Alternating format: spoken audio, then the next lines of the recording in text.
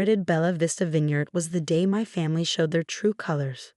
Not that I was surprised. The Rosses had always been more interested in wine profits than winemaking. But watching them see as Aunt Marie's will was read, I realized just how little they understood about her legacy. My name is Isabella Romano, and my aunt had just left me what my family called 40 acres of worthless grapes. What they didn't know was that those grapes were about to reveal a secret that would shake the wine world to its core. "This is ridiculous," Uncle Marco fumed, pacing the law office in his Italian leather shoes. Marie was clearly not in her right mind. The vineyard should go to someone who understands the business. By someone, he meant his son Anthony, who had spent the last decade trying to convince Aunt Marie to sell Bella Vista to a major wine conglomerate. She'd refused every offer, watching quietly as the vineyard's reputation declined, and its wines became, in critics' words, unremarkable. "The will is quite clear, Mr. Patterson," Marie's longtime attorney stated firmly. "Bella Vista Vineyard, including all property, equipment, and assets, goes to Isabella Romano. There are no conditions or restrictions. She's a librarian." My cousin Sophia scoffed, adjusting her designer sunglasses. "What does she know about wine?" More than they realized. While they saw me as the quiet bookworm who chose an academia over the family business, they'd forgotten who had spent every summer at Bella Vista since childhood, who had learned every aspect of winemaking at Aunt Marie's side, who had inherited her sensitive palate and love for the art of wine. Mary spent 20 years running that vineyard into the ground. Uncle Marco continued. "The soil's depleted, the vines are old, the wine is mediocre. Take our offer, Isabella. We'll give you fair market value, and you can go back to your books." I thought about the last conversation I'd had with Aunt Marie just a week before she passed. She'd been sitting in her study at Bella Vista, surrounded by old wine journals and vintage bottles. "Patience, my dear," she'd said, her eyes twinkling with that familiar mischief. "The truth, like the finest wine, reveals itself to those who know how to wait." "I'm keeping the vineyard," I said firmly, gathering the deed and other documents from Mr. Patterson. "You're making a mistake," Anthony warned. "That place hasn't produced anything worth drinking in 20 years. If only they knew." The drive to Bella Vista took 40 minutes, winding through the Sonoma Valley. The late afternoon sun gilded the rows of grapevines that generations of my family had tended. To untrained eyes, they might look neglected, even sickly, but I saw what Aunt Marie had taught me to see: vines that had been carefully stressed, forced to drive their roots deep into the mineral-rich soil. The main house was a rambling Spanish colonial, its white walls glowing in a sunset. This had been my sanctuary during childhood summers, escaping my parents' constant social climbing in San Francisco. Here, Aunt Marie had taught me that winemaking wasn't about profit margins. It was about patience, tradition, and secrets passed down through generations. Inside, everything was exactly as she left it. The kitchen still smelled of herbs and coffee. Her collection of vintage corkscrews hung on the wall. Her wine journals filled the study shelves, each volume meticulously documenting decades of harvests, fermentations, and blends. But something was different. On her desk, in the spot where she always laid out her daily work, sat a single key with a note in her elegant handwriting. "For Isabella, when you're ready to know the truth." I recognized the key's distinctive design. It was older than the others on her ring, its brass worn smooth by time. But I'd never seen her use it. A knock at the door interrupted my thoughts. Marcus Torres, Bella Vista's vineyard manager for the past 30 years, stood on the porch with a sympathetic smile. "Thought you might need some help getting settled," he said. "I heard about the will reading." Marcus had been Aunt Marie's right hand, the only person she trusted completely with the vineyard's operations.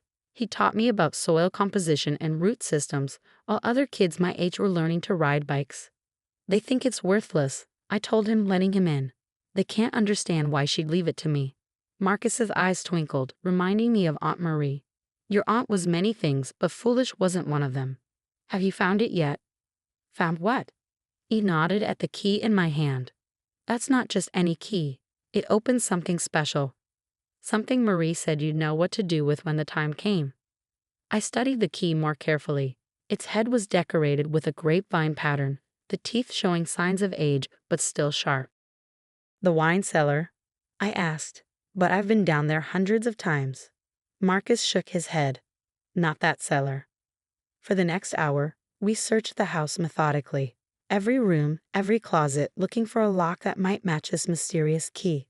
Finally, in the study, I noticed something odd about the vintage wine map hanging behind Aunt Marie's desk. Moving it aside revealed a small door set into the wall, its lock green with age. The key fit perfectly. Beyond the door, a narrow staircase descended into darkness. The beam of our flashlights revealed stone walls lined with wine racks, the air cool and perfectly still. But these weren't ordinary wines. My God, Marcus breathed, examining the nearest bottle. Do you know what this is? I lifted my flashlight, reading the label. My hands started shaking. Chateau Lafite Rothschild, 1869. One of the rarest, most valuable wines in existence. And it wasn't alone. The cellar held hundreds of bottles, each one a legendary vintage worth more than most houses. This is impossible, I whispered. These wines, they're worth millions. Keep looking, Marcus urged. There's more. At the far end of the cellar, we found another door. This one opened into a small room that made me gasp. Lining the walls were racks of wine bottles bearing Bella Vista's label, but not from recent years. These were vintages from the Vineyard's golden age, when it had produced some of California's most sought-after wines. On a small table sat a leather-bound journal and an envelope with my name. Inside was a letter in Aunt Marie's handwriting. My dearest Isabella, if you're reading this, you found what I spent 20 years protecting. The rare vintages in the outer cellar are valuable, yes, but they're not my true legacy. That lies in the bottles that surround this letter. These are Bella Vista's secret vintages, wines made exactly as my grandfather taught me, using techniques passed down through generations. While the world thought our vineyard had lost its way, I was quietly making small batches of the finest wine we've ever produced. Why the secrecy? Because true winemaking, the kind that produces something transcendent, can't be rushed or commercialized. When your uncle and cousins pushed for higher production and faster turnover, I knew they'd never understand. So I let them think the vineyard was failing while preserving our real treasure. The wider cellar's contents will give you the financial security to run Bella Vista your way. The secret vintages will prove to the world that our winemaking legacy never died. It was just waiting for the right heir. You were always that heir, Isabella. You understand that wine isn't just about business. It's about passion, patience, and respect for tradition. Now it's your turn to carry our legacy forward. All my love, Aunt Mary. P.S. Check the last vintage in the rack to your right. I think you'll find it interesting. With trembling hands, I lifted the bottle she'd indicated. The label read Bella Vista Private Reserve 2019, Aunt Marie's final vintage before her death. She finished it, Marcus said softly. Her last masterpiece. She knew she wouldn't live to see it released, but she made it anyway. For me, I realized. She made it for me to release when I was ready. The implications of what we found were staggering. The rare vintages alone would make headlines in the wine world. But Aunt Marie's secret wines, they would rewrite Bella Vista's story completely. My phone buzzed. Uncle Marco's number. No doubt calling to make another offer for the worthless vineyard. I let it go to voicemail, my mind already racing with plans. What are you thinking? Marcus asked, recognizing the look in my eye. The same one Aunt Marie used to get when she was plotting something extraordinary. I smiled, picking up her journal. I'm thinking it's time to show the world what Bella Vista can really do. But first, we have some work to do. The next few hours would change everything. But that's another story, one that begins with a single decision. When to reveal the truth that would transform not just my family's legacy, but the entire California wine industry. The next morning, I sat in Aunt Marie's study reviewing her private wine journals. Each page revealed another layer of her brilliant deception, how she'd maintained two parallel operations at Bella Vista for 20 years. The commercial side produced decent but unremarkable wines, while her secret cellar housed masterpieces crafted using centuries-old techniques. The soil tests came back, Marcus announced, entering with a stack of papers. Just as Marie predicted, the vines aren't depleted at all. They're perfect for producing the kind of complex wines she was making in secret. I smiled, thinking of how my family had misread everything about Bella Vista. She stressed the vines deliberately, didn't she? Forced them to work harder, develop more character. Exactly. While your uncle was complaining about low yields, Marie was creating exactly the conditions she wanted. These test results prove it. Bella Vista has some of the best terroir in California. My phone buzzed again. The 10th call from Uncle Marco since yesterday. This time I answered. Isabella, his voice oozed concern. We're worried about you, alone up there in that old house. Why don't you come down to the city? We can have dinner, discuss a fair price for the vineyard. Actually, Uncle Marco, I'm meeting with Christie's auction house this afternoon. They're very interested in some rare wines I've discovered. Silence on the line. Then, what rare wines? Oh, just a few bottles Aunt Marie left behind, including a Chateau Lafite Rothschild from 1869. Amazing what you find when you look carefully, isn't it? The phone went dead. Within an hour, a convoy of expensive cars was winding up Bella Vista's driveway. This is private property, I called out as my uncle and cousins spilled from their vehicles. You weren't invited. Private property. Uncle Marco's face was red. This is family property. If there are valuable wines here, they belong to all of us. Actually, Mr. Patterson's voice cut in as his car pulled up. Everything belongs to Isabella. I thought you might need backup, he added to me with a wink. What followed was the most satisfying hour of my life. We led them to the hidden cellar, watching their expressions change from skepticism to shock to naked greed as they realized what Aunt Marie had concealed. These wines, Anthony's voice shook. They're worth millions, I finished. And that's just the investment cellar. Would you like to see what else Aunt Marie left me? The secret room with Bella Vista's private vintages hit them even harder. Sophia actually gasped when she read the testing notes that proved these wines could rival the world's best. All this time, Uncle Marco whispered, while we thought she was failing. She was perfecting her craft, I said. Away from your constant pressure to sell out, to maximize profits at the expense of quality. She created masterpieces while you were counting dollars. We can still fix this, he rallied. As a family, we'll form a new company, market these wines properly. No, I cut him off. Aunt Marie left Bella Vista to me because she knew I'd understand what she was trying to preserve. This isn't about money, it's about legacy. You can't just shut us out. Anthony protested. We're family. Family? I laughed. Yesterday you called this place worthless. Called me incompetent. Now suddenly you want to be partners. Mr. Patterson cleared his throat. I have some additional documents you should see. Marie left very specific instructions about how these wines should be handled. The plan Aunt Marie had laid out was brilliant. The rare vintages in the investment cellar would be auctioned through Christie's, creating a multi-million-dollar endowment to support Bella Vista's true mission.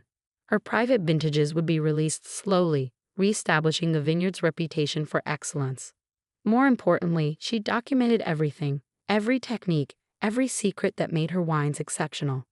Knowledge meant to be passed down, not sold to the highest bidder. The next few months transformed everything. The auction of the rare wines made international headlines. Hidden wine cellar yields million-dollar vintages. Wine critics flocked to Bella Vista when we released the first of Aunt Marie's private vintages. Extraordinary, Robert Parker wrote. A wine that challenges everything we thought we knew about California vintages, 100 points. The publicity revealed the truth about Aunt Marie's supposed decline. She hadn't failed. She'd chosen to step away from commercial success to preserve something more valuable. Each bottle we released proved that Bella Vista's legacy was stronger than ever. My family tried everything to gain control. They filed lawsuits claiming the wines were family property. They appealed to other vintners, trying to turn the industry against me. Nothing worked. Then came the day we released Aunt Marie's final vintage, the 2019 she'd made especially for me. Wine lovers and critics gathered in Bella Vista's courtyard for the first tasting. This wine, I told them, represents everything my aunt believed in. That true quality can't be rushed, that some traditions are worth preserving. That excellence speaks for itself. The response was beyond anything we'd imagined. Critics called it a masterpiece, a wine that will be talked about for decades. Orders flooded in from collectors worldwide. Uncle Marco showed up the next day, alone. I never understood her, he admitted, looking older and somehow diminished. I saw the declining sales, the lower production, and thought she was failing. I never realized she was choosing a different path. She tried to tell you, I said. All those times you pushed her to sell, to modernize, to focus on profits. She was trying to show you that some things are worth more than money. And now? What will you do with her legacy? I led him to the vineyard, where new vines were being planted using Aunt Marie's methods. I'm going to honor it, Keep Bella Vista small, focus on quality over quantity. Make wines that matter. You sound just like her, he said softly. Thank you. Bella Vista flourished over the next year, but not in the way my family had always pushed for. We produced limited quantities of exceptional wines, focusing on quality and tradition. The waiting list for our bottles grew longer with each release. Sophia eventually came to work at the Vineyard, surprised to find she had a talent for understanding wine once she stopped focusing on status and profits. Anthony opened a wine bar in San Francisco, proudly featuring Bella Vista's vintages. Last week, a young winemaker asked my advice after a tasting. Everyone says I need to expand production, focus on commercial success, she said. But I want to make wines that mean something. I showed her Aunt Marie's original wine journals, still kept in her study. Success isn't always measured in cases sold, I told her. Sometimes it's about having the courage to take a harder path, to preserve something valuable even when others don't understand. Marcus joined us, carrying a special bottle. One of the few remaining from Aunt Marie's private collection. Want to know the real secret? He asked, decanting the wine with practiced care. It's not about the wine at all. It's about understanding that some legacies are meant to be preserved, not exploited. The wine was perfect, of course. But more than that, it was a reminder of what Aunt Marie had really left me, not just valuable bottles or secret techniques, but the understanding that true worth isn't always visible on the surface. The vineyard continues to thrive, producing wines that honor both tradition and innovation. Uncle Marcos still visits occasionally, finally learning to appreciate wine for its own sake rather than its profit potential. And me? I've learned that some inheritances are about more than property or possessions. They're about preserving something precious, about having the patience to let quality speak for itself. In Aunt Marie's study, her last note to me is framed on the wall. The finest wines, like the truest legacies, reveal themselves to those who know how to wait.